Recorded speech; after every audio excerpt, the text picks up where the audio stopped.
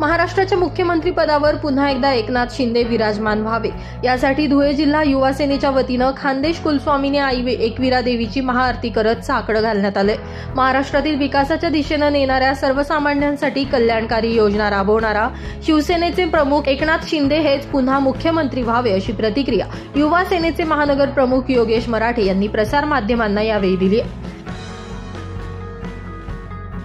आता होऊ घातलेल्या विधानसभा निवडणुकीत महायुतीला मोठ्या प्रमाणात यश मिळाले।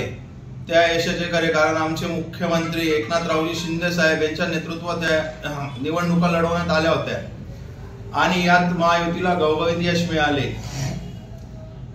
आता आमची एकच इच्छा आहे की माननीय एकनाथजी शिंदे साहेब हे पुन्हा मुख्यमंत्री पदावर विराजमान व्हावेत आणि सर्वसामान्य जनतेची हीच इच्छा आहे की मुख्यमंत्री एकनाथ शिंदे साहेब हेच मुख्यमंत्री व्हावेत।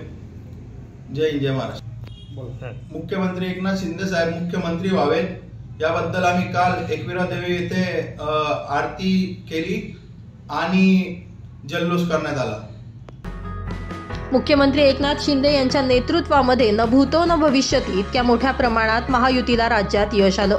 यामुळे महायुतीतील घटक पक्षांच्या वतीनं मुख्यमंत्री पदासाठी दावा केला जातोय। अशातच राज्याच्या मुख्यमंत्री पदावर पुन्हा एकदा एकनाथ शिंदे विराजमान झाले पाहिजे यासाठी खानदेश कुलस्वामिनी आई एकविरा देवीची आरती करत देवीला साकडं घालण्यात आलं।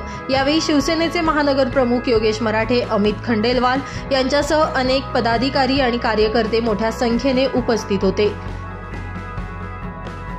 ब्युरो रिपोर्ट, माझा महाराष्ट्र न्यूज, धुळे।